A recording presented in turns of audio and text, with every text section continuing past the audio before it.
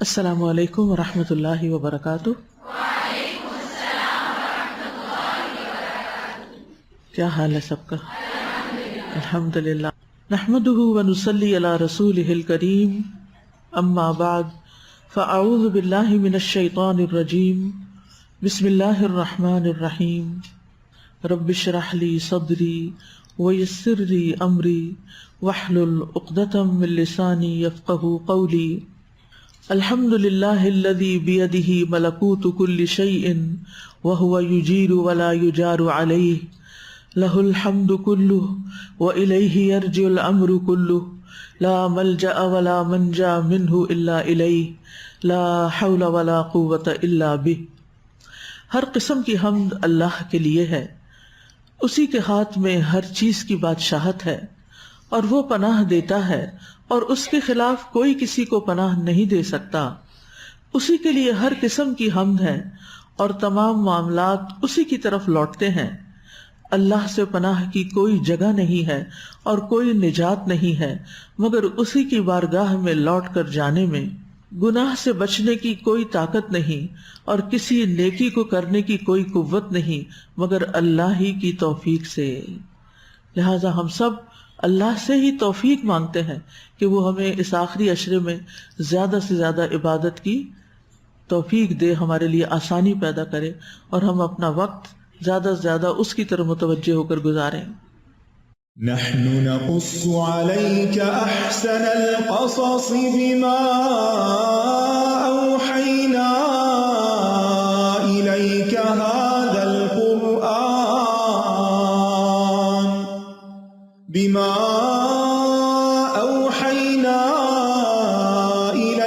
هذا القرآن وإن كنت من قبله لمن الغافلين۔ پچھلے سبق میں ہم نے پڑھا کہ زمین میں امن و امان قائم رکھنا شریعت کے مقاصد میں سے ہے، اور یہ کہ اللہ تعالیٰ نے انبیاء کو واضح نشانیاں اور دلائل دے کر بھیجا، لیکن اس کے باوجود اکثر لوگ زمین میں فساد کا ارتکاب کرتے ہیں اور حد سے بڑھ جاتے ہیں۔ تو اسراف سے مراد شرعی حدود سے تجاوز کرنا ہے۔ اس کا تعلق عبادات سے بھی ہے اور معاملات سے بھی ہے، مال سے بھی ہے اور زندگی کی باقی چیزوں سے بھی، یعنی کسی بھی چیز میں حدیں کراس کر لینا۔ تو آج ہم آیت نمبر 32 کے اس حصے کا انتخاب کریں گے، ثم ان کثیرا منہم بعد ذلک فی الارض لمسرفون۔ من أجل ذلك كتبنا على بني إسرائيل أنه من قتل نفسا بغير نفس أو فساد في الأرض فكأنما قتل الناس جميعا ومن أحياها فكأنما أحيا الناس جميعا ولقد جاءتهم رسلنا بالبينات ثم إن كثيرا منهم بعد ذلك في الأرض لمسرفون۔ ثم ان كثيرا منهم بعد ذلك في الارض لمسرفون، پھر اس کے بعد بھی بہت سے لوگ زمین میں یقیناً حد سے بڑھنے والے ہیں، اسراف کرنے والے ہیں۔ کس کے بعد؟ یہاں کس کی طرف اشارہ ہے؟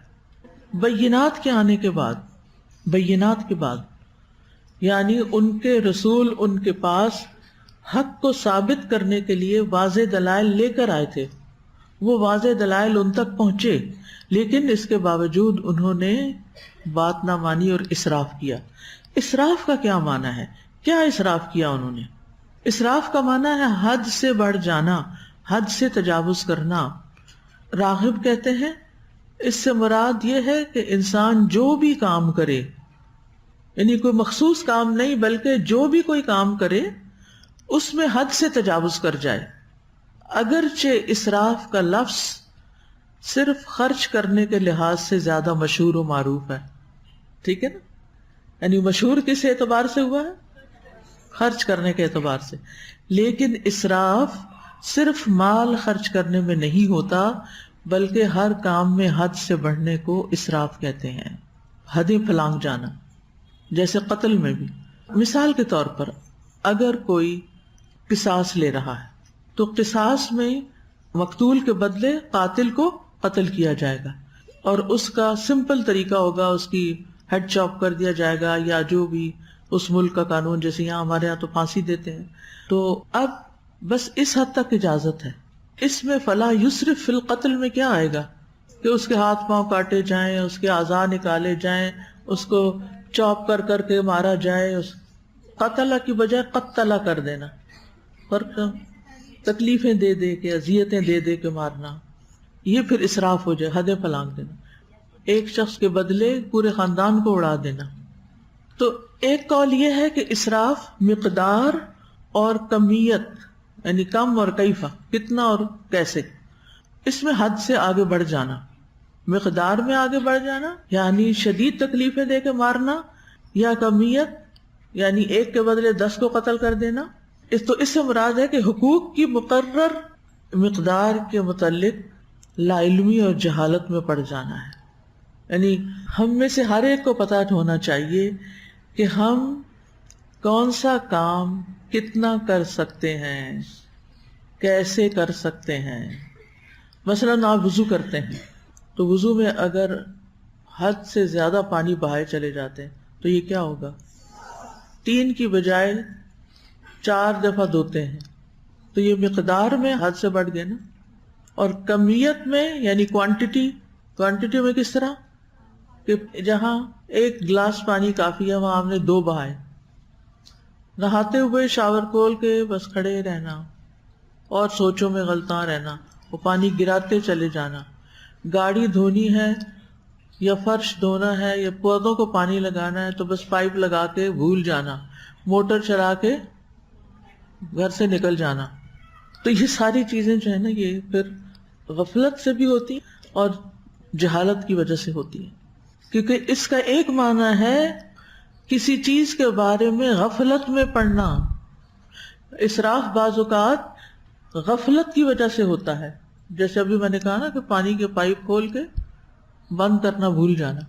بعض اوقات ایسا ہوتا ہے نا، آپ ٹوائلٹ میں جاتے ہیں، پانی کھولتے ہیں، پانی نہیں ہوتا تو آپ غفلت کے مارے ٹیپ کو بند ہی نہیں کرتے اور خود جا کے موٹر آن کر دیتے ہیں اور موبائل چیک کرنے لگتے ہیں. اب وہ موٹر بھی چل رہی ہے اور ٹیپ سے پانی بھی دھڑا دھڑ نکلے چلے جا رہا ہے. یہ اسراف کس وجہ سے ہوا ہے؟ غفلت سے. یا کسی چیز کو فراموش کر دینا، دودھ چولہے پہ رکھ کے فراموش کر دینا اور کس کام میں لگ جانا؟ موبائل پہ دیکھنے میں. سب سے بڑی وجہ یہی ہے، اور چیزیں بھی ہوتی ہیں لیکن سب سے بڑی فراموشی اسی کی وجہ سے ہوتی ہے. اور وہ جو ابل ابل کے جب اس کی خوشبو آپ تک پہنچی تو پھر آپ کو تھوڑی دیر بعد ہوش آئے. بہت سال پہلے جب موبائل نہیں ہوتا تھا، جب میں ابھی گلاسکو میں تھی پڑھ رہی تھی تو وہاں اینول کانفرنسز ہوتی تھیں، خواتین کی بھی اور مردوں کی بھی. تو خواتین کے کانفرنس میں ہر ملک کے مسلمان ہوتے تھے ملے جلے. ایک چھوٹا سا اسکٹ پیش کیا گیا جس میں ایک شخص ٹی وی پہ میچ دیکھ رہا ہے نا، چور آتے ہیں، دروازہ کھٹکھٹاتے ہیں، وہ بس آنکھیں بند کر کے جا کے دروازہ کھول کے پھر آگے تو ٹی وی کے آگے بیٹھ جاتا ہے. وہ آتے ہیں گھر کا سامان اٹھا کے لے جا رہے ہیں، اس کو کوئی پرواہ نہیں، یہ ٹی وی دیکھے جا رہا ہے، ٹی وی دیکھے جا رہا ہے. تو اس وقت تو ٹی وی ہوتا تھا یا وہ میچز وغیرہ کے کوئی جنون ہوتا تھا اور لوگ ہر باقی چیز فراموش کر دیتے. کچھ جل رہا ہے، کچھ پک رہا ہے، کچھ ٹوٹ رہا ہے، کوئی آ رہا ہے، کوئی جا رہا ہے، کیا ہو رہا ہے کیا نہیں. اور اس میں جتنے نقصان ہوتے ہیں پھر یہ سب کس میں آ گئے؟ اسراف میں آ گئے. تو غفلت کی وجہ سے اور بھولنے کی وجہ سے، یعنی غفلت سے بھولنا ہوتا ہے نا. ایک تو ہے نا کہ انسان ہونے کے ناطے ہر شخص بھولتا ہے، لیکن ایک کیئر لیس ایٹیٹیوڈ، رات کے وقت گھر کا دروازہ کھول کے، عام طور جیسے ینگسٹر ہیں گھر سے نکل گئے اور دروازہ بند ہی نہیں کیا، لاک ہی نہیں کیا، سارے گھر کو خطرے میں ڈال دیا. تو کیئر لیس ایٹیٹیوڈ جو ہے یہ کسی حال میں درست نہیں، اس کے نتائج انجام سنگین ہو سکتا ہے. تو بہرحال سمجھنے کی بات یہ ہے کہ کسی بھی کام میں چاہے وہ جائز ہو اس میں حد سے بڑھ جانا. جیسے ایک خاتون تھی وہ جو مسجد نبوی کے ایک ستون کے ساتھ شاید اپنے آپ کو باندھ لیتی تھی، ایک رسی لٹکا کے اس کے ساتھ لٹک کے رات بھر نماز پڑھتی تھی، سوتی نہیں تھی. تو آپ نے اس کو پسند نہیں کیا. وہ بھی چاہے عبادت ہے، حد سے بڑھ جانا ہے. اب آخری 10 راتیں ہیں، اس میں آپ مختلف کام کیجئے. تراویح پڑھیے، آپ تھوڑی سی بریک لیجئے. بریک لینے سے مراد گپ شپ کرنا یا فون چیک کرنا نہیں. آپ تھوڑی دیر بیٹھ کے تلاوت کر لیں یا ذکر کر لیں یا دعائیں. ہو سکتا ہے آپ نے اپنی دعائیں اکٹھی کی ہوئی ہوں. ایک تو جامع دعائیں ہوتی ہیں جو قرآنی اور مسنون دعائیں، اور دعائیں ایپ اگر آپ نے ابھی تک ڈاؤن لوڈ نہیں کی تو لازماً کر لیجئے، کیونکہ اس میں ہر طرح کی دعائیں آپ کو انشاءاللہ مل جائے گی. تو آپ تھوڑی دیر بیٹھ کے دعائیں مانگ لیں، ٹھیک ہے. پھر اس کے بعد آپ اپنی جگہ بدلیں، تھوڑا سا واک کر کے تسبیح کر لیں، پھر آپ جگہ بدلیں، پھر نماز پڑھ لیں. یعنی مختلف کام جتنے بھی آپ نے ٹارگٹ سیٹ کیے ہوئے وہ سارے کریں، لیکن اس کے ساتھ ساتھ آپ پوزیشنز بدلتے رہیں تاکہ آپ ایک چیز میں تھک نہ جائیں، اکتا نہ جائیں یا مشکل نہ ہو جائے. اور اگر آپ تھوڑی سی نیپ لے کے زیادہ فریش ہو کے کام کر سکتے ہیں، وہ نیپ بھی عبادت شمار ہو جائے گی. یہ تو معلوم ہے نا آپ کو. یعنی بعض لوگ ہوتے ہیں نا، عمر زیادہ ہوتی ہے، بوڑھے ہوتے ہیں، بزرگ ہوتے ہیں، وہ ساری رات ایٹ اسٹریچ نہیں جاگ سکتے، ساری رات قرآن نہیں پڑھتے، ساری رات قیام نہیں کر سکتے. تو وہ تھوڑا تھوڑا اگر وقفے سے آرام بھی کر لیں تو گلٹ میں نہ آئیں. لیکن ادھر ادھر کی کتابیں پڑھنا اور ادھر ادھر کے فالتو کام کرنا یہ نہیں. اور یا یہ کہ کپڑے دھونے میں لگ جانا یا نہانے میں بہت، یعنی اپنے موتکف، ایک موتکف ہوتا ہے اور ایک کف ہوتا ہے. کف ہوتا ہے کرنے والا اور کف ہوتا ہے جہاں بیٹھا جائے، یعنی جو آپ کی مخصوص جگہ ہے نا وہیں بیٹھے. اور اگر آپ کسی ضرورت کے تحت وہاں سے نکلے بھی ہیں تو جلد اپنی جگہ پہ لوٹیں، کیونکہ یہ اعتکاف میں ایک ضروری چیز ہے. اعتکاف کا معنی کیا؟ وَأَنْتُمْ عَاكِفُونَ فِي الْمَسَاجِدِ، جم کے عبادت کرنا، ایک جگہ بیٹھ کے عبادت کرنا.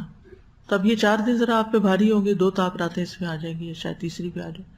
تو اس میں یہ ہے کہ تھوڑا سا آپ کو سونا پڑے گا تاکہ صبح کلاس اٹینڈ کر سکیں. آئیڈیل تو یہ تھا کہ آپ کو 10 دن کی چھٹیاں دے دی جاتی، ایک دفعہ دی بھی گئی تھی شاید، لیکن وہ تجربہ ٹھیک نہیں رہا کیونکہ سیمسٹر چھوٹا ہو جاتا ہے. آگے عید کی چھٹیاں آ جاتی ہیں اور پھر یہ اعتکاف کی چھٹیاں، اور پھر 3.5 مہینے پڑھ کے آپ نے کیا کیا؟ آپ کو پڑھائی کا حق ادا نہیں ہوتا، اور یہ بھی ایک لائف ٹائم آپ کا ایکسپیرینس ہے. تو اس لیے وہ بھی پاسبل نہیں. اور دوسرا یہ ہے کہ الحمدللہ آپ کی پڑھائی قرآن پڑھنا ہے آپ نے، اور سارا دن اللہ اور اس کے رسول کی باتیں ہی ہوتی ہیں، کوئی فالتو باتیں تو نہیں ہوتی. تو بس میں ان آخری راتوں میں، چونکہ بہت سے لوگ اکٹھے ہو کے، بعض اوقات گھر کے لوگ اکٹھے جاگتے ہیں یا دوست اکٹھے ہو جاتے ہیں اور شب بیداری کرتے ہیں، تو اس میں یہ ضرور خیال رکھیں ایکسٹرا بات نہیں کرنی، ہنسی مذاق نہیں کرنا، اور کسی بھی غیر ضروری لغو کام میں نہیں پڑنا. جتنی دیر بھی جاگے کوالٹی ٹائم دیں، اور اگر نہیں جاگ سکتے سونا بھی ہے تو بھی اس لیے کہ ہم ایک اور کام نیکی کا کر سکیں، اور صدقہ بھی کریں انشاءاللہ. اب سوال یہ پیدا ہوتا ہے کہ یہ تو ہو گیا معنی اسراف کے میں نے واضح کر دی، اس میں کیا کیا چیز پائی جاتی ہے؟ حد سے تجاوز کرنا، کسی چیز کے بارے میں غفلت میں پڑنا، کسی چیز کو فراموش کر دینا، مقدار اور کمیت میں حد سے آگے بڑھنا. یہ پہلا جو ہے نا حد سے آگے بڑھنا، اسی میں لکھ دیجئے مقدار اور کمیت میں حد سے. تو اسراف میں کیا کیا شامل ہے؟ سب سے پہلے تو آپ دیکھیے کہ اس آیت میں اسراف کا لفظ کہاں استعمال ہوا ہے، کس کام کے لیے اسراف کا لفظ آیا ہے؟ قتل. یعنی آپ کو حکم دیا کہ انسانی جان کا احترام کریں، اور آپ کیا کر رہے ہیں؟ اس کی جان لے رہے ہیں. تو آپ اسراف کر رہے ہیں، حد سے بڑھ رہے ہیں. آپ اپنی حد پہ نہیں رکے، آپ نے حد سے آگے بڑھ کے دوسرے کو مار ڈالا. اور پھر یعنی آیت کے شروع میں قتل کی بات ہوئی، اور پھر درمیان میں بینات کو نہ ماننے کی. بینات کو، قرآن و سنت کو لوگ کیوں نہیں فالو کرنا چاہتے؟ کیونکہ وہ دنیا کے معاملات میں یا دین کے معاملات میں کسی حد پہ نہیں رکنا چاہتے. یعنی کیا وجہ ہوتی ہے اسراف کے پیچھے؟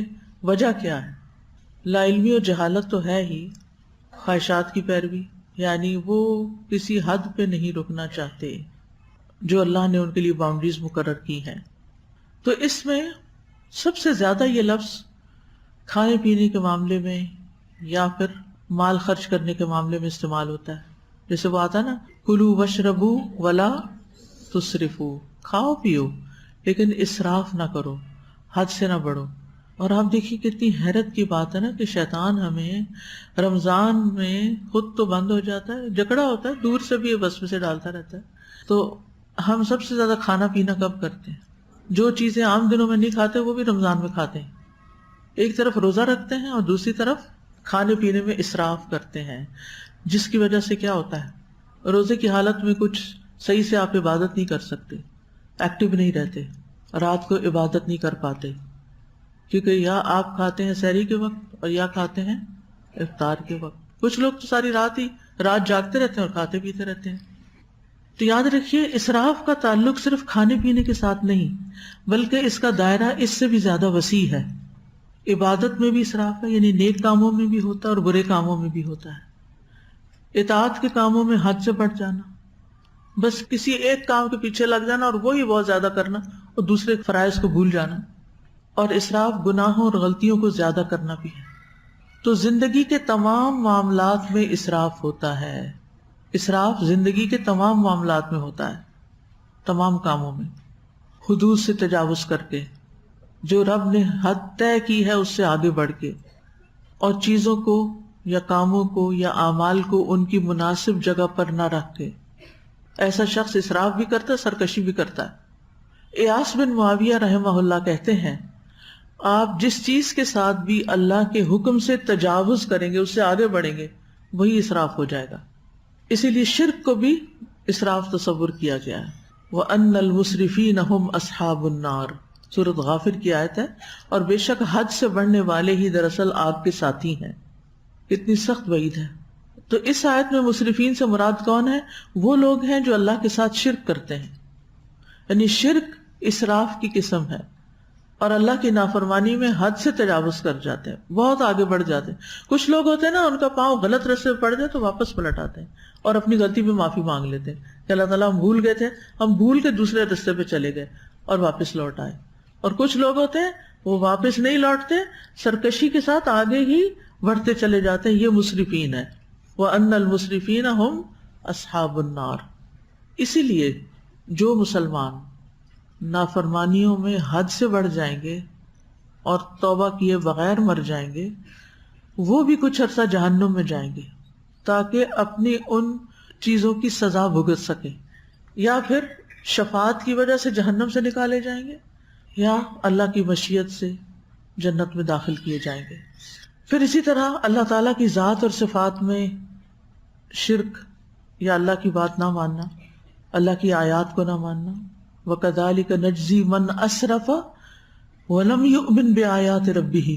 اسی طرح ہم جزا دیتے ہیں جو اسراف کرے، حد سے گزرے، یعنی شرک کرے اور اپنے رب کی آیات کو نہ مانے. وَلَعَذَابُ الْآخِرَةِ أَشَدُّ وَأَبْقَىٰ. تو یہاں علماء کہتے ہیں کہ من اسرفا سے مراد جو اللہ کی ذات یا صفات میں کسی کو اس کا شریک ٹھہرائے، یا عبودیت کے مقام سے آگے بڑھ کر خواہش نفس کے پیچھے لگ جائے، یعنی بندہ بننے کی بجائے الہ بن بیٹھے اور خالق کی کوئی بات نہ مانے. تو شریعت نے جو حدود مقرر کی ہیں ان سے تجاوز کرنا اسراف ہے. سورۃ الاسراء میں آتا ہے وَلَا تَقْتُلُوا النَّفْسَ الَّتِي حَرَّمَ اللَّهُ إِلَّا بِالْحَقِّ وَمَنْ قُتِلَ مَظْلُومًا فَقَدْ جَعَلْنَا لِوَلِيِّهِ سُلْطَانًا فَلَا يُسْرِفْ فِي الْقَتْلِ إِنَّهُ كَانَ مَنْصُورًا. اور اس جان کو قتل مت کرو جسے اللہ نے حرام قرار دیا مگر حق کے ساتھ، اور جو شخص قتل کر دیا جائے اس حال میں کہ مظلوم ہو تو یقیناً ہم نے اس کے ولی کے لیے پورا غلبہ رکھا ہے، پس وہ قتل میں حد سے نہ بڑھے، یقیناً وہ مدد دیا ہوا ہوگا. یعنی جو اللہ نے اس کو جائز حق دیا ہے بس اسی حد تک جائے، اس سے آگے نہ جائے. ایک کے بدلے میں دو یا پورے گروہ کو قتل نہ کرے، یا مقتول کے اعضاء نہ کاٹے یا ان پہ تشدد نہ کرے. اسی طرح نافرمانیوں اور گناہوں کے کاموں میں بھی اسراف ہوتا ہے، جس کی دلیل سورۃ الزمر کی آیت ہے قُلْ يَا عِبَادِيَ الَّذِينَ أَسْرَفُوا عَلَىٰ أَنفُسِهِمْ لَا تَقْنَطُوا مِن رَحْمَةِ اللَّهِ إِنَّ اللَّهَ يَغْفِرُ الذُّنُوبَ جَمِيعًا إِنَّهُ هُوَ الْغَفُورُ الرَّحِيمُ. آپ لوگوں سے کہہ دیجئے اے میرے بندو جنہوں نے اپنی جانوں پر زیادتی کی ہے، اللہ کی رحمت سے مایوس نہ ہو، بے شک اللہ یقیناً سارے ہی گناہ معاف کر دیتا ہے کیونکہ وہ غفور و رحیم ہے. بے شک وہی تو بے حد بخشنے والا، بہت رحم کرنے والا ہے. قاسمی کہتے ہیں اس کا مطلب ہے یعنی وہ لوگ جنہوں نے نافرمانی اور کفر میں حد سے بڑھ کے اپنی جانوں پہ ظلم کیا اور پھر اس کے بعد توبہ کر لی، تو وہ جو حد سے بڑے ہوئے تھے نا، اس سے اگر توبہ کر لی تو اللہ تعالیٰ بھی غفور الرحیم ہے۔ کچھ لوگ ہوتے ہیں نا جب ان سے کچھ گناہ ہو جاتے ہیں اور وہ گناہوں میں بہت آگے تک چلے جاتے ہیں، پھر ان کو توبہ کرتے ہوئے ڈر لگتا ہے، توبہ نہیں کرنا چاہتے، تو ان کو کیا بتایا گیا کہ لا تقنطوا من رحمت اللہ، جتنے بھی دور جا چکے ہو، جتنی بھی حدیں پار کر چکے ہو، واپس پلٹو گے اللہ معاف کر دے گا۔ پھر اسی طرح چیزوں کو ان کے مقام پہ نہ رکھنا، یہ بھی اسراف ہے، جیسے قوم لوط، وَلُوطًا إِذْ قَالَ لِقَوْمِهِ أَتَأْتُونَ الْفَاحِشَةَ مَا سَبَقَكُم بِهَا مِنْ أَحَدٍ مِّنَ الْعَالَمِينَ إِنَّكُمْ لَتَأْتُونَ الرِّجَالَ شَهْوَةً مِّن دُونِ النِّسَاءِ بَلْ أَنْتُمْ قَوْمٌ مُسْرِفُونَ۔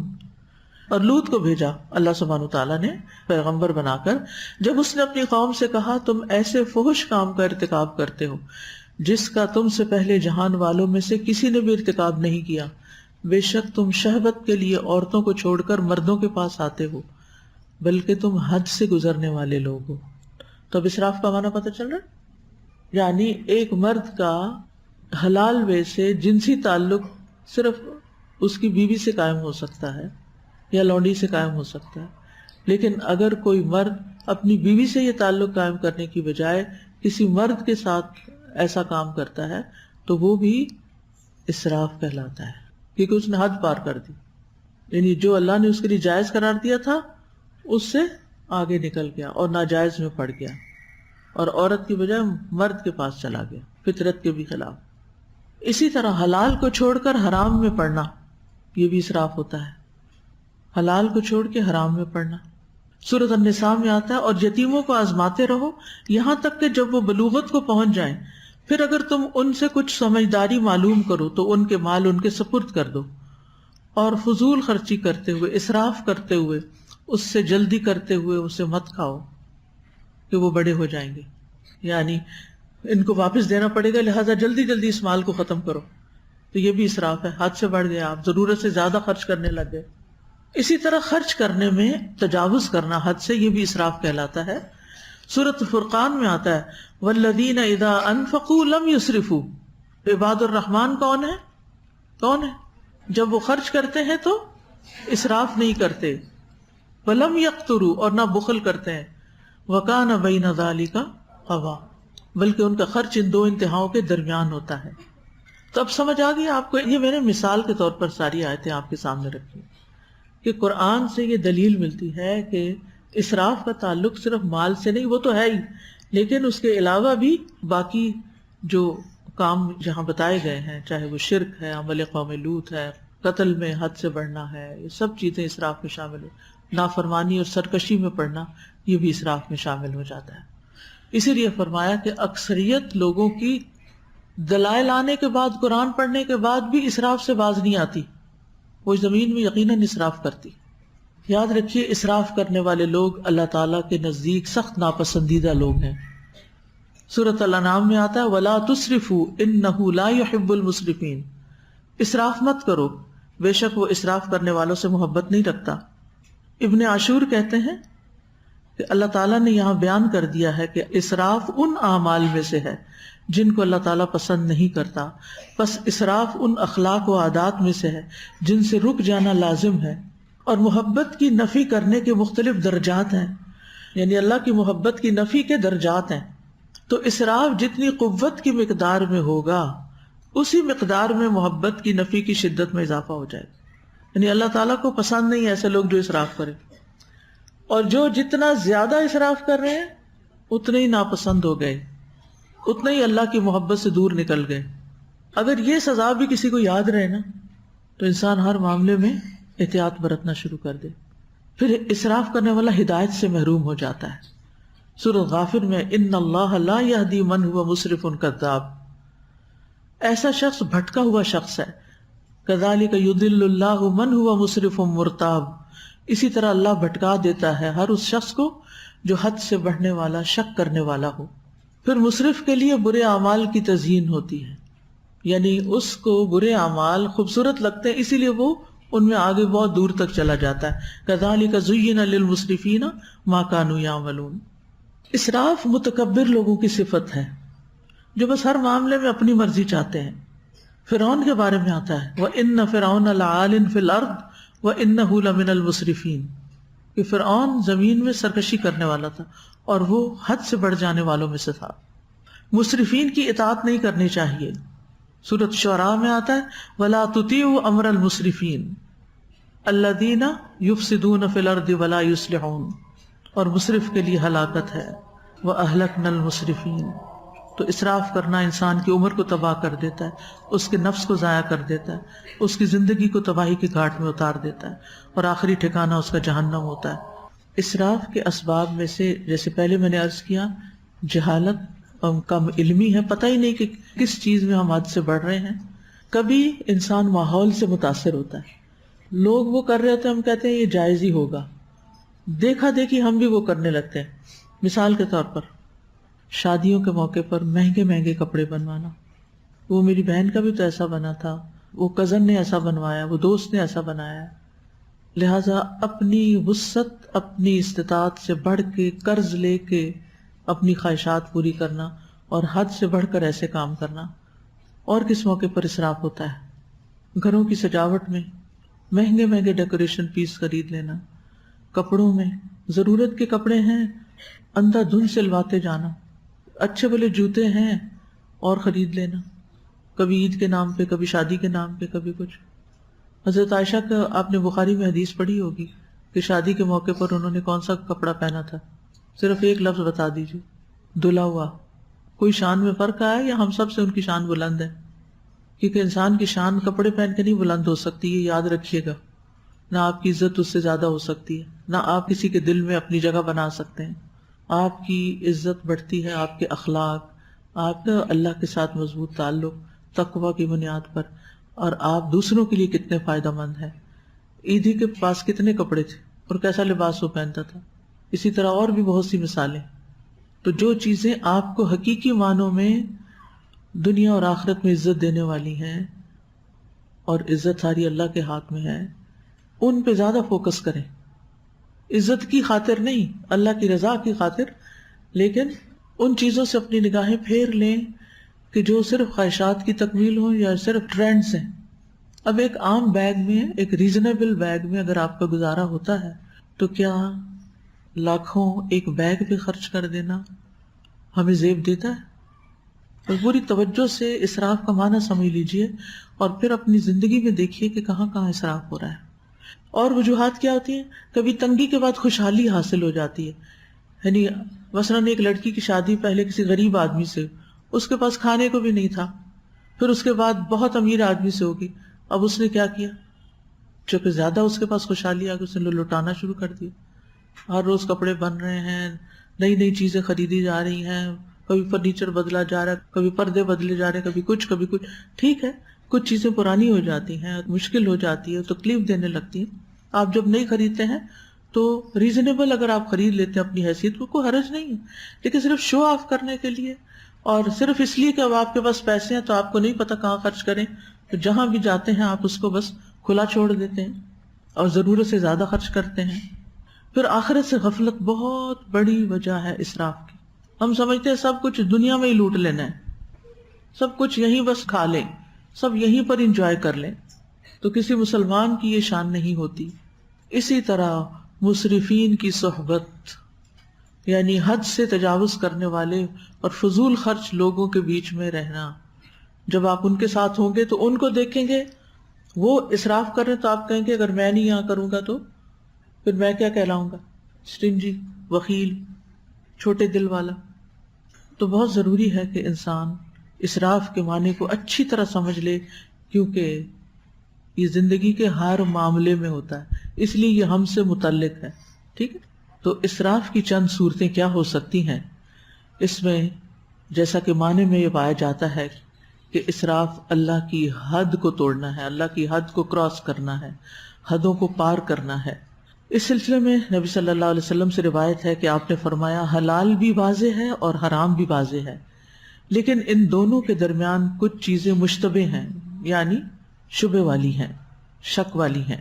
بس جو شخص ان چیزوں کو چھوڑ دے جن کے گناہ ہونے یا نہ ہونے میں شبہ ہے, کہ پتہ نہیں ٹھیک ہے یا غلط ہے، تو وہ اس کو بھی چھوڑ دے، تو وہ ان چیزوں کو تو ضرور ہی چھوڑ دے گا جن کا گناہ ہونا ظاہر ہے. یعنی جو شک والی چیزیں چھوڑ دے وہ گناہ والی چیزیں لازماً چھوڑ دے گا. لیکن جو شخص شبہ کی چیزوں کے کرنے کی جرت کرے گا، یعنی مشکوک چیزوں کے پیچھے میں پڑ جائے گا، تو قریب ہے وہ ان گناہوں میں مبتلا ہو جائے جو بالکل واضح طور پر گناہ ہے. لوگوں یاد رکھو، گناہ اللہ کی چراگاہ ہے. جو جانور بھی چراگاہ کے ارد گرد چرے گا، اس کا چراگاہ کے اندر چلا جانا غیر ممکن نہیں، یعنی پھر وہ اندر بھی چلا جائے، گناہ میں بھی پڑ جائے گا. کیوں کہا گیا کہ لا تقربوا الزنا، زنا کے قریب نہ جاؤ؟ کیونکہ زنا تک پہنچنے سے پہلے کئی چیزیں ہوتی. اگر کوئی شخص ان میں پڑا ہوا ہے تو پھر آخری حد کو پار کرنے میں اسے دیر نہیں لگے گی. لہٰذا انسان ہر اس راستے سے بچے، ہر اس کام سے بچے، ہر اس چیز سے بچے جو اس برائی کی طرف لے کے جانے والی ہو. شیطان کا وار یہی ہے کہ وہ انسان کو حلال اور حرام میں گمراہ کرتا ہے. رسول اللہ صلی اللہ علیہ وسلم نے ایک دن اپنے خطبے میں ارشاد فرمایا، سنو، بے شک میرے رب نے مجھے یہ حکم دیا ہے کہ میں تم لوگوں کو وہ باتیں سکھا دوں جن باتوں سے تم لا علم ہو. میرے رب نے آج کے دن وہ باتیں مجھے سکھا دی ہیں. وہ کیا ہیں؟ میں نے اپنے بندے کو جو مال دیا ہے وہ اس کے لیے حلال ہے، اور میں نے اپنے سب بندوں کو حق کی طرف رجوع کرنے والا پیدا کیا، یعنی ان کی فطرت کے اندر یہ بات رکھی کہ وہ حق کی طرف لوٹیں. لیکن شیاطین ان کے پاس آ کر انہیں ان کے دین سے بہکاتے ہیں، یعنی اس طرف جانے نہیں دیتے جس طرف انسان اصل میں جانا چاہتا ہے. اور میں نے ان کے لیے جن چیزوں کو حلال کیا ہے وہ ان کے لیے حرام قرار دے دیتے ہیں. جیسے عربوں کے ہاں بھی بہت سی رسمیں تھیں اور بعد کے ادوار میں بھی، اور وہ ان کو ایسی چیزوں کو میرے ساتھ شریک کرنے کا حکم دیتے ہیں جس کی کوئی دلیل میں نے نازل نہیں کی. لہذا حلال کو حرام کرنا یہ بھی حد سے بڑھنا ہے، اور حرام کو حلال کرنا یہ بھی حد پار کرنا ہے، یعنی یہ بھی اسراف میں پھر آ جاتا ہے. پھر فرائض کو ضائع کر کے خواہشات کے پیچھے چلنا. نبی صلی اللہ علیہ وسلم نے فرمایا 60 سال بعد ایسے جانشین پیدا ہوں گے، یعنی آپ کے 60 سال بعد، جو نمازوں کو ضائع کر دیں گے، اپنی خواہشات کی پیروی کریں گے اور جہنم کے گڑھے میں جا پڑیں گے. کیونکہ جب وہ نماز کو ضائع کریں گے، ڈیلے کریں گے، صحیح طریقے پر نہیں پڑھیں گے، تو ظاہر ہے کہ نماز تو ایک جہنم سے، جیسے روزہ ڈھال ہے جہنم سے، ایسے ہی نماز بھی ایک ڈھال ہے. تو جب انہوں نے اس ڈھال کو ہی ختم کر دیا، یعنی اس وال کو ہی گرا دیا، اس پلر کو ہی گرا دیا، تو پھر باقی کیا بچا؟ اسی طرح تنہائی میں حرام کاموں کا ارتکاب کرنے، سب کے سامنے تو بہت نیک شریف بننا، لیکن اکیلے میں غلط کام کرنا. نبی صلی اللہ علیہ وسلم نے فرمایا، میں اپنی امت کے ان لوگوں کو جانتا ہوں جو قیامت کے دن تہامہ پہاڑوں کی مثل ڈھیروں نیکیاں لے کر آئیں گے، لیکن اللہ ان کی نیکیوں کو فضا میں پھیلے ہوئے غبار کے باریک ذروں کی طرح بے اہمیت کر دے گا. یہ فضا میں پھیلے ہوئے باریک ذرے کون سے ہوتے ہیں؟ کیا نام ہوتا ہے ان کا؟ Dust particles. اس وقت بھی ہیں نا فضا میں، نظر نہیں آ رہے. عموماً آپ دیکھیں گے قرآن و حدیث میں غور کر کے کہ جہاں کوئی سزا بتائی جاتی ہے وہ اس کے عمل کے مشابہ ہوتی ہے. تو اب یہ جو کہا گیا کہ غبار کے باریک ذروں کی طرح ان کی نیکیاں ہو جائیں گی، گویا کہ وہ کہیں نظر نہیں آئیں گی. یعنی خاکی ذرات جو ہر وقت فضا میں ہوتے ہیں، صرف آپ ان کو اس وقت دیکھتے ہیں جب چھوٹی سی بیم آف لائٹ آ رہی ہوتی ہے، سورج کی روشنی کمرے میں، تو آپ نے دیکھا ہوگا کہ بیچ میں ہوا میں اڑ رہے ہوتے ہیں.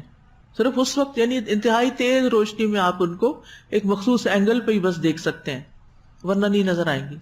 تو ان لوگوں کو ایسی سزا کیوں دی جائے گی کہ ان کے اعمال اس طرح اکارت ہو جائیں، بے وزن ہو جائیں؟ کیونکہ انہوں نے نظر نہ آنے والی برائیاں کی تھی، چھپ کے برائیاں کی تھی، تنہائی میں برائیاں کی تھی. تو یہ اسی کے مشابہ. اور ویسے بھی آپ دیکھیں کہ ان سارے ذرات کو آپ اکٹھا کرنے کی کوشش کریں، کر سکتے؟ نہیں کر سکتے. ان کو آپ تولنے کی کوشش کریں، نہیں کر سکتے. یعنی بعض اوقات ہم حدیث پڑھتے ہیں بس ایسے ذرات کی طرح اڑا کے اللہ تعالیٰ ان کو غبار کر دیں گے، بات ختم. تو یہ باریک ذرات عام ڈسٹ نہیں ہے جو مٹی کے ڈھیر پڑے ہوتے ہیں یا آندھی میں ہوتی جو نظر آ رہی تھی، جو چیزوں پہ پڑ جاتی تو پھر آپ صفائی کر لیتے ہیں.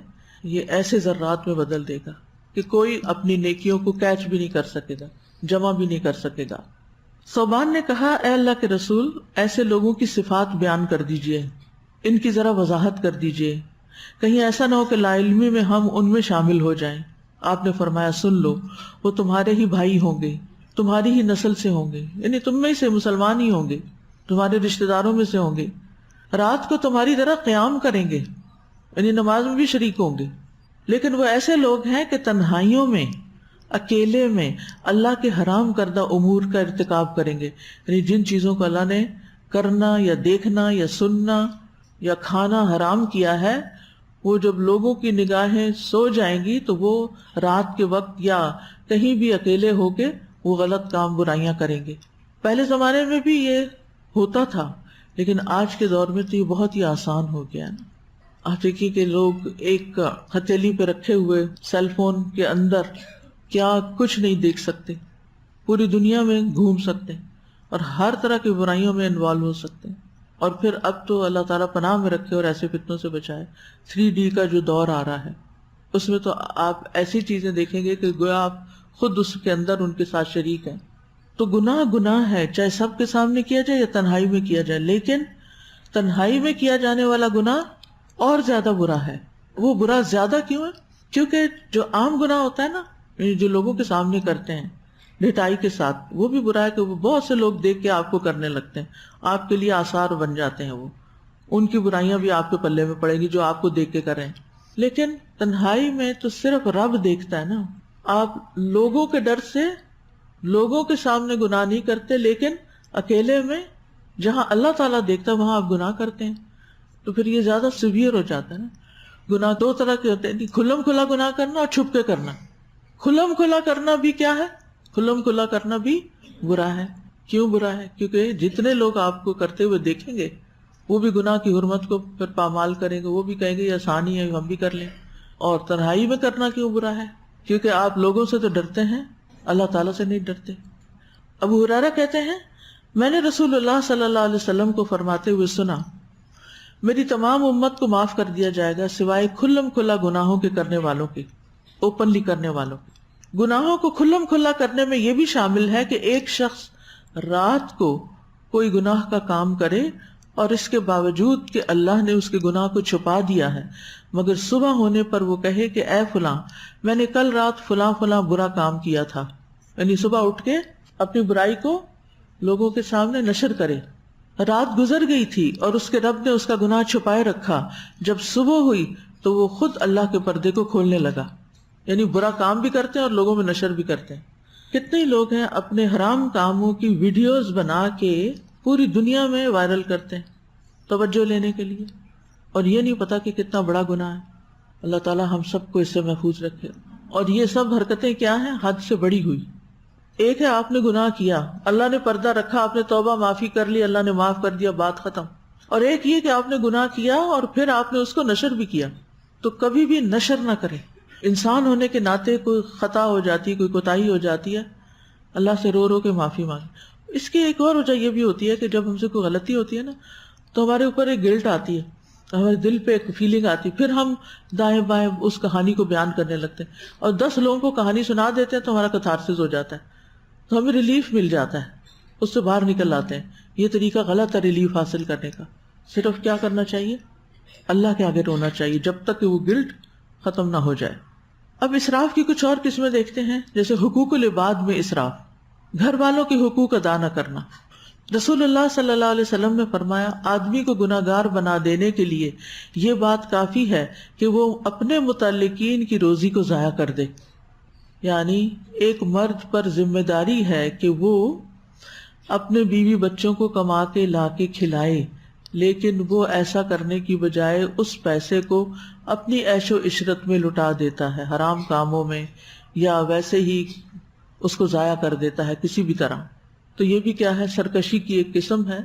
حقداروں کو حق ملنا چاہیے تھا، وہ ان کو چھوڑ کے حدیں کراس کر کے دوسروں پہ جا کے خرچ کر رہا ہے جہاں بنتا نہیں خرچ کرنا، یا بعض اوقات اسی پیسے سے وہ حرام کاریاں کر رہا ہے۔ پھر والدین کے ساتھ بدسلوکی، ان کے آگے بولنا، ان کو جھڑکنا، ان سے بدتمیزی کرنا، ان کی بات نہ ماننا، یہ بھی حدیں توڑنے والی بات۔ یعنی اسراف میں ہاتھ توڑنے کے ساتھ سرکشی بھی آتی ہے نا۔ پھر بڑوں کی عزت نہیں کرنا، بچوں کے ساتھ اچھا رویہ نہ رکھنا۔ اب اسراف میں ہم نے دیکھا کہ اللہ تعالیٰ نے قتل کے کانٹیکس میں یہاں اسراف کا لفظ استعمال کیا ہے، اور قتل میں بھی اسراف ہوتا ہے، فلا یسرف فی القتل، یہاں قتل میں حد سے نہ بڑھے۔ لیکن بعض اوقات ہم اپنے ہی بچوں کا ایموشنل قتل عام کر رہے ہوتے ہیں اور ہم اس کا احساس بھی نہیں رکھتے۔ یعنی بچے نے چھوٹی سی غلطی کی ہے، چھوٹا سا کوئی، اس سے بغیر کسی انٹینشن کے کوئی برتن ٹوٹ گیا، کوئی اس نے آپ کی آواز نہیں سنی، تو کئی مائیں کیا کرتی ہیں اٹھ کے، برتن تو ٹوٹا، اس بچے کا دل اس سے بھی زیادہ کرچیوں میں توڑ کے رکھ دیتی ہیں، مار مار کے، اپنے اوپر کنٹرول نہیں رکھ سکتی۔ اور پھر آپ دیکھیے کہ اگر اس نے آواز نہیں سنی آپ کی، تو بجائے اس کے پاس جا کے آپ پوچھیں پہلے کہ تم نے میری آواز سنی تھی، کیونکہ بعض بچے اتنے مشغول ہوتے ہیں اپنے کاموں میں کہ واقعی یا کوئی پنکھے کا شور ہو سکتا ہے، کوئی بھی وجہ ہو سکتی، بغیر پوچھے حد سے بڑھ جانا اور بغیر بتائے دوسرے کو مارنا شروع کر دینا کہ بچہ حیران پریشان ہے، یہ کیا ہوا۔ بعض اوقات ہم بچے کو قصور بھی نہیں بتاتے، ڈائریکٹ پٹائی شروع کر دیتے ہیں، دھڑ سے دروازہ کھولا، اندر داخل ہوئے، خوب لگائیں، اور بچہ پوچھتا بھی کیوں مارا مجھے۔ وَإِذَا الْمَوْءُودَةُ سُئِلَتْ بِأَيِّ ذَنبٍ قُتِلَتْ، یہ قتلت فزیکلی بھی قتل کرنا تو ہے ہی، لیکن کسی کی پرسنالٹی کو کرش کر دینا، بچوں کا کانفیڈنس ختم کر دینا، بچوں کو کچھ سوچنے سمجھنے کے قابل نہ چھوڑنا، بچوں کی غلط تربیت کرنا، یہ ساری چیزیں اس میں آ جاتی ہیں۔ اگر بچوں کے لیول پر بھی پھر دیکھیں تو یہ آتے ان میں کیسے ٹرانسفر ہوتی ہیں، وہ بھی چھوٹی چھوٹی باتوں پہ اتنے ری ایکشنری ہو جاتے ہیں کہ مثال کے طور پر اگر کسی بچے نے دوسرے کی پینسل لے لی تو اس نے پکڑ کے آگے سارا اس کا بیگ الٹا کے رکھ دیا، سب کچھ پھاڑ دیا، توڑ دیا، کاغذ پھاڑ دیے اس کے، تو ہم اس وقت سمجھتے ہیں کہ بچے ہیں نا، کوئی بات نہیں۔ آپ سوچیں کیوں کر رہے ہیں یہ؟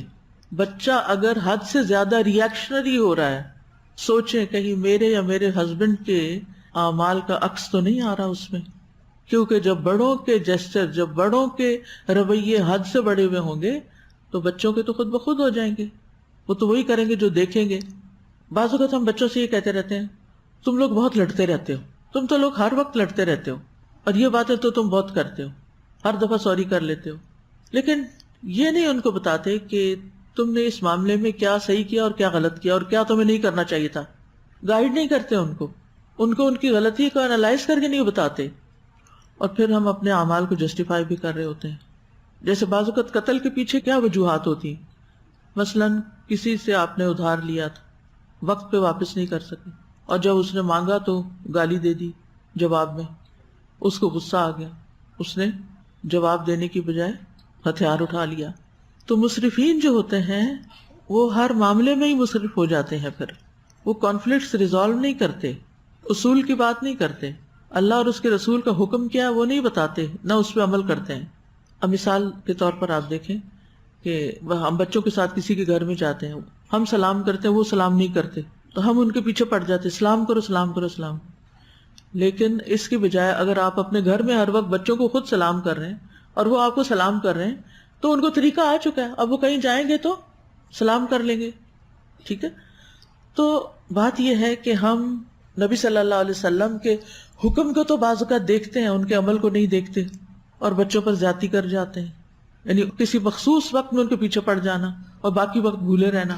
نبی صلی اللہ علیہ وسلم بچوں کے ساتھ کیا کرتے تھے، ان کو کوئی ایک حدیث بتا دیں جس میں انہوں نے کہا انس فلاں کو سلام کرو، حسن فلاں کو سلام کرو، فلاں کو سلام کرو، نہیں، کیا کرتے تھے آپ؟ بچوں کو خود سلام کرتے تھے، جیسے مسجد سے نکلتے تھے آگے بچے دیکھتے خود سلام کرتے تھے، کسی کو ان کو پکڑ دکڑ کے نہیں لانا پڑتا تھا کہ سلام کروایا جائے۔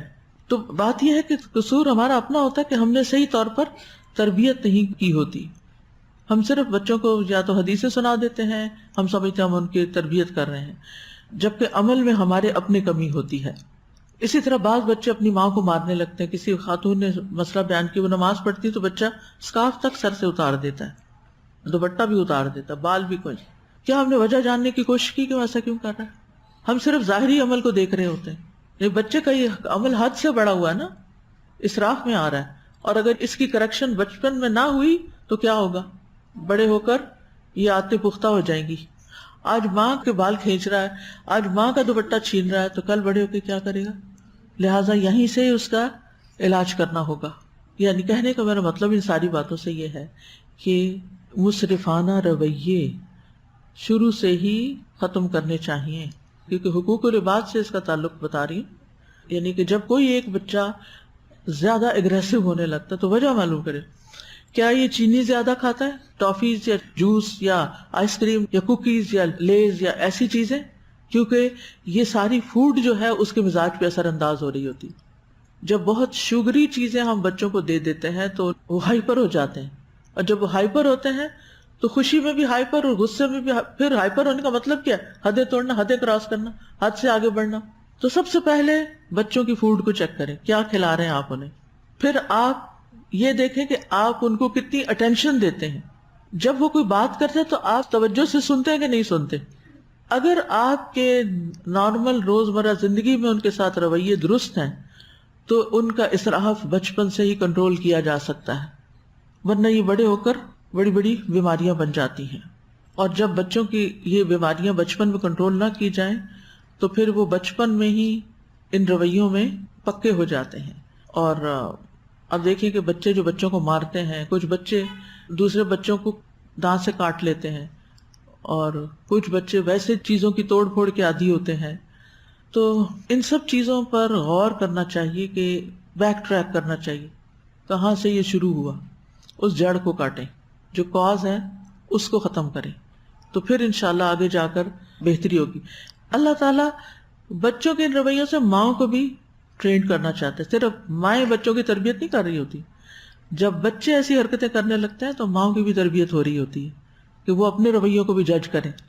ہمیں اپنی اصلاح کا بھی موقع ملتا ہے کہ کہیں یہ سب کچھ ہمارے اپنے اندر ہی تو نہیں، یہ ہم اپنا ہی آئینہ تو نہیں دیکھ رہے۔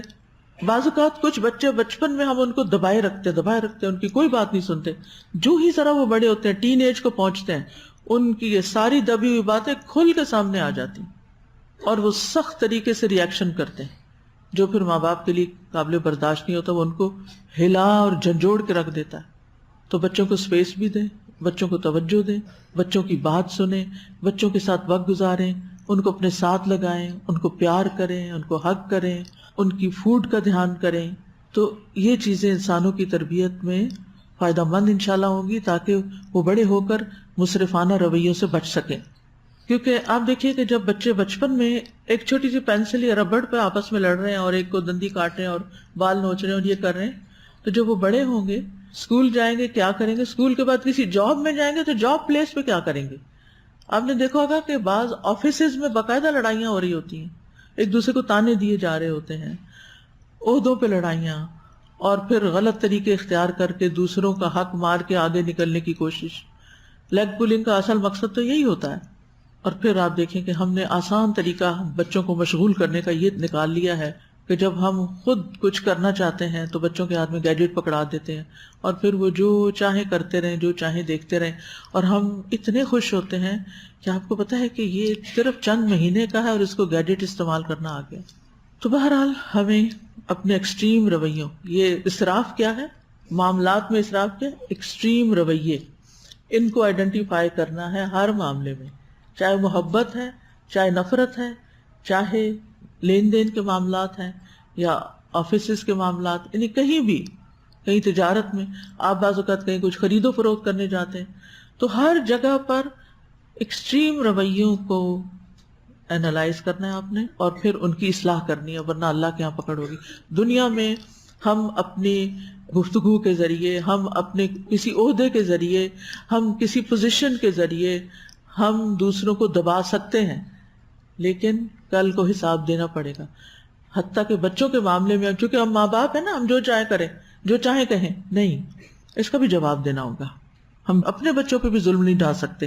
اسی طرح معاملات میں جیسے شوہر کے ساتھ رویہ ہے، تو شوہر کے ساتھ رویے میں بھی بعض خواتین حد سے بڑھ جاتی ہیں، یعنی گفتگو میں بدتمیزی، بد اخلاقی، چیخنا چلانا اور شوہر کا حق نہ دینا، یہ بھی سب حد سے بڑے ہوئے رویے ہیں۔ اس پر بھی توجہ کرنے کی ضرورت ہے۔ رسول اللہ صلی اللہ علیہ وسلم نے فرمایا، مسند احمد کی روایت ہے، بے شک فساق یعنی فاسق کی جمع اور کثرت سے فسق کرنے والے، فساق جہنمی ہیں۔ کہا گیا اللہ کے رسول فساق کون ہیں؟ آپ نے فرمایا عورتیں۔ ایک آدمی نے کہا اللہ کے رسول کیا وہ ہماری مائیں، ہماری بہنیں اور ہماری بیویاں نہیں ہیں؟ آپ نے فرمایا کیوں نہیں؟ لیکن جب ان کو دیا جائے تو شکر ادا نہیں کرتی. جب ان کو دیا جائے شکر ادا نہیں کرتی. یہ جملہ میرا ذرا غور سے سنیے اور شوہر کے ساتھ اپنے رویے میں اس کو دیکھیے کہ دن میں کتنی دفعہ ان کو شکریہ کہتے ہیں جب کوئی بھی لین دین کا معاملہ ہوتا ہے. آج کتنے دن ہوئے کہ آپ نے شوہر کا کسی بات پہ شکریہ ادا نہیں کیا, اور لاسٹ ٹائم کب کیا تھا؟ سب کو سوچنے کی ضرورت ہے. اور جو آئندہ مستقبل کی بیویاں ہیں ان کو بھی یہ میری بات نصیحت پلے باندھ دینی چاہیے. اب سوال یہ پیدا ہوتا ہے کہ کس بات پہ شکریہ کریں؟ وہ تو یہ بھی نہیں کرتے, وہ بھی نہیں کرتے, وہ بھی نہیں کرتے. چلے کوئی ایک بات ڈھونڈ لیں جو ان کی اچھی ہے اور اس پر ہی شکریہ ادا کریں, پر کس منہ سے کریں؟ اب تک تو اتنا کچھ سنا چکے ہیں, تو اب واپس کیسے لوٹیں؟ یہی لوٹ جائیں, یہی بہتر ہے, یعنی دنیا میں.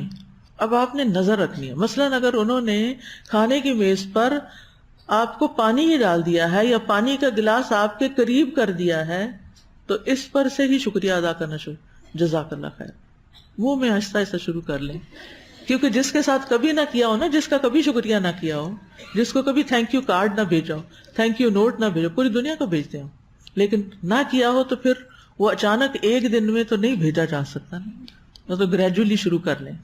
مثلاً جو لوگ اعتکاف پہ آئے ہیں وہ جا کر واپس بہت زیادہ شکریہ ادا کریں کہ آپ نے ہمیں 10 دن کی چھٹی دی اور ہم اللہ کی عبادت کر سکے. ٹھیک ہے نا, بھرپور شکریہ. تو حدیث میں آتا ہے, آپ نے فرمایا جب ان کو دیا جائے تو شکر ادا نہیں کرتے, کیونکہ وہ سمجھتی ہیں شوہر کی ذمہ ہے نان نفقہ, لایا ہے اگر کچھ تو ٹھیک ہے, اس کا فرض بنتا تھا, اس نے دیا ہے تو سو واٹ. نہیں, سودے آ گئے گھر میں, پیسے مل گئے, کچھ ہوا, کہیں لے گئے, کوئی سیر تفریح کرا دی, کہیں کھانا کھلا دیا, آپ کے کسی رشتے دار کو انوائٹ کر لیا, کچھ بھی, جزاک اللہ خیر, آپ نے اتنا مجھ پر احسان کیا کہ یہ کام میرے لیے آسان کر دیا, وغیرہ وغیرہ, کچھ بھی. ہر ایک کی اپنی زبان ہوتی ہے. اور فرمایا حدیث, اور جب ان کو آزمایا جاتا ہے تو صبر نہیں کرتی, پینک اٹیک ہونے لگتے ہیں چھوٹی چھوٹی باتوں پر, حد سے زیادہ ایموشنل. اس کی بھی ریزن معلوم کیجیے, کیا چیز آپ کو اتنا ایموشنل بنا دیتی, اور اس کو کنٹرول کریں. کیونکہ بہت ایکسٹریم رویے ایکسٹریملی ایموشنل ہونے کی وجہ سے پیش آتے ہیں, تو اس چیز پر بھی آپ نے توجہ کرنی ہے. پھر اسی طرح ظلمن کسی کی چیز ہتھیا لینا. نبی صلی اللہ علیہ وسلم نے فرمایا, جس شخص نے زمین سے ایک بالشت بھی ظلم کرتے ہوئے لے لی تو اللہ قیامت کے دن اسے 7 زمینوں کا طوق ڈالیں گے. کسی مزدور کی اجرت نہ دینا, کام کرا کے اس کی اجرت نہ دینا, فار گرانٹیڈ لینا. کچھ لوگ تو انٹائٹلڈ ہوتے ہیں نا, کہ ان کو آفس کی طرف سے سہولتیں ملی ہوئی ہوتی ہیں, پلمبر مفت ملا ہوتا ہے, الیکٹریشین مفت کام کر جاتا ہے, اور فیسلٹیز ہوتی ہیں, ڈرائیور مفت ملا, ویل اینڈ گڈ. لیکن آپ نے دیکھا ہوگا کہ کتنی دفعہ ہم ان سے ایکسٹرا کام بھی لیتے ہیں. وہاں ہمیں خود سوچنا چاہیے کہ ان کا ڈیوٹی آور ختم ہو گیا, وہ ابھی بھی کام کر رہے ہیں آپ کے لیے, یا زیادہ کام کر رہے ہیں, تو ایکسٹرا پے کریں, کسی نہ کسی طرح کمپنسیٹ کریں. یاد رکھیں, یہ عادت انتہائی بری عادت ہے کہ جس میں ہم دوسروں سے انڈیو ایڈوانٹیج لینے کی کوشش کریں. کسی سے بھی, کوئی ریڑھی والا ہو, کوئی ٹانگے والا ہو, کوئی رکشے والا ہو, کوئی بھی ہو, اور پھر اس کو ہم اپنی اسمارٹنیس کہتے ہیں کہ ہم نے پیسے کم دیے اور کام زیادہ لے لیا. اللہ کے ہاں دیکھو کیا بن رہا ہے, تمہاری ویلیو کیا ہو رہی ہے, کہاں جا کے یہ بھرو گے. ہمیشہ زیادہ دیں غریبوں کو, زیادہ, ایکسٹرا, ان کے حق سے زیادہ. دیکھیں آپ, اللہ آپ کو کتنا زیادہ دیتا ہے, آپ اپنا ہاتھ کھلا کریں. اور یہ کیا چیز آپ سے کروائے گی؟ تقویٰ. کوئی آپ کو نہیں دیکھ رہا, آپ کی اتھارٹی, آپ کی پوزیشن ایسی ہے آفس میں کہ کوئی آپ کے خلاف شکایت میں نہیں لگا سکتا, اور آپ نے دوسروں سے ظلماً بہت سا کام لیا. لیکن اللہ تو دیکھ رہا ہے نا. مگر کچھ لوگوں کے اندر تقویٰ ہوتا ہے, وہ جب دیکھتے ہیں کہ ہم نے زیادہ کام لے لیا تو وہ زیادہ ان کو فیور دیتے ہیں, اور یہ صرف اللہ کے ڈر سے کرتے ہیں. اللہ تعالیٰ قرآن پاک میں فرماتے ہیں, وَمَن يَتَّقِ اللَّهَ يَجْعَل لَّهُ مَخْرَجًا وَيَرْزُقْهُ مِنْ حَيْثُ لَا يَحْتَسِبُ. ایسے کام کرنے سے, ایسی چھپی نیکیاں کرنے سے, ایسا خاموشی سے خیال رکھنے سے اللہ سبحانہ وتعالیٰ آپ کو وہاں سے دے گا کہ جہاں سے آپ نے کبھی سوچا بھی نہیں ہوگا. تو یہ کر کے دیکھیے. لیکن کسی سے حد سے نہ بڑھیے کام لینے میں کہ اس کی لمٹ سے زیادہ آپ اس پہ بوجھ ڈال دیں, اور یہ کبیرہ گناہ میں سے ہے. نبی صلی اللہ علیہ وسلم نے فرمایا کہ اللہ کے نزدیک سب سے بڑے گناہ یہ ہیں, ایک آدمی جس نے عورت سے شادی کی اپنی حاجت پوری کی، پھر اسے طلاق دے دی، حق کے مہر ہڑپ کر لیا، مہر ہی نہیں دیا۔ دوسرا وہ جس نے کسی آدمی کو مزدوری پہ لگایا اور اس کی اجرت خود نگل گیا، دی نہیں۔ اس کے برعکس آپ کو معلوم ہے نا کہ بنی اسرائیل کا وہ شخص جس نے کسی سے کام لیا اور اس نے مزدوری دی تو وہ ناراض ہو کے چلا گیا، تو اس نے اس پیسے کو انویسٹ کر دیا، اور جب وہ لینے کے لیے آیا تو بے شمار بکریاں اور گائے اور پتہ نہیں کیا کیا ہو، تو وہ حیران ہو گیا کہ یہ میرا ہے، اور وہ سارے کا سارا اس نے اس کو دے دیا۔ تو نتیجتاً کیا ہوا، وہ غار میں پھنسے ہوئے تھے نا، اس کے اس عمل کو وسیلہ بنا کر دعا کرنے کی وجہ سے اللہ تعالیٰ نے غار کے منہ سے پتھر اپنی قدرت سے ہٹا دیا اور وہ سارے باہر نکل گئے، غار سے نکل گئے بندے۔ کبھی سوچ سکتا ہے کوئی اتنا بھاری پتھر ہو، کوئی چیخ پکار بھی نہ اندر سے سننے والا ہو؟ اللہ نے فریاد سن لی، اور یہ سچی کہانی ہے، نبی صلی اللہ علیہ وسلم نے اس کو روایت کیا ہے کہ اس شخص نے کہا کہ اے اللہ، اگر میں نے یہ سب کچھ تیری خاطر کیا تھا کہ مزدور کی مزدوری کو انویسٹ کر کے اس کا سارا نفع دوبارہ اس کے واپس آنے کے بعد اس کو دے دیا، اگر یہ نیکی آپ کو قبول ہوئی تو ہماری مشکل آسان کر دے۔ یعنی دعاؤں کی قبولیت کے لیے نیکیوں کو وسیلہ بنایا جا سکتا ہے جب حالات بہت تنگ ہو، تو اسی سے ہمیں پتہ چل جائے گا کہ ہماری نیکیاں بھی کتنی خالص نیکیاں ہیں۔ اور تیسرا وہ آدمی جس نے کسی چوپائے کو بے فائدہ قتل کر دیا، ایسے ہی تیر اندازی کرتے کرتے بکری مار دی، گائے مار دی، تو یہ انتہا درجے کا جرم ہے۔ سوچئے، ہر قدم پہ سوچئے۔ انشاءاللہ اس کو کل کنٹینیو کریں گے کہ مال میں اسراف کیا ہے اور روزمرہ زندگی کا اسراف کیا ہے۔ آپ اس پہ غور و فکر کر کے میرے ساتھ شیئر کیجئے۔ وآخر دعوانا ان الحمد للہ رب العالمین۔ یا حی یا قیوم برحمتک نستغیث، اللہم انک عفو تحب العفو فاعف عنا، اللہم انک عفو کریم تحب العفو فاعف عنا، اللہم انک عفو کریم تحب العفو فاعف عنا۔ یا اللہ تو ہمیں عشر اواخر بہترین طریقے سے عبادت کرنے کی توفیق دے۔ یا اللہ ہمیں لیلۃ القدر نصیب فرما۔ اللہ تو ہمیں دل کی مضبوطی اور ارادے کی مضبوطی دے کہ ہم تیری عبادت کر سکیں۔ یا اللہ ہمیں یقین کی قوت عطا فرما۔ یا اللہ ہمارے گناہوں کو معاف کر دے۔ ہمارا یہ رمضان اس حال میں گزرے کہ ہم سے یہ سارے گناہ معاف ہو چکے ہوں۔ یا اللہ ہمیں اسراف سے اور فضول خرچی سے بچا، اور اپنے مال، اپنے اوقات، اپنی صلاحیتوں کو آخرت میں انویسٹ کرنے کی توفیق عطا فرما۔ یا اللہ ہمیں دنیا سے زیادہ آخرت کی محبت عطا فرما۔ یا رب العالمین تمام بیماروں کو صحت عطا فرما۔ اللہ سارے دکھی لوگوں کے دکھ دور فرما۔ اللہ سب کی حاجتیں پوری فرما۔ ربنا اغفر لنا ذنوبنا واسرافنا فی امرنا وثبت اقدامنا وانصرنا علی القوم الکافرین۔ ربنا اغفر لنا ولاخواننا الذین سبقونا بالایمان ولا تجعل في قلوبنا غلا للذين آمنوا ربنا إنك رؤوف رحيم۔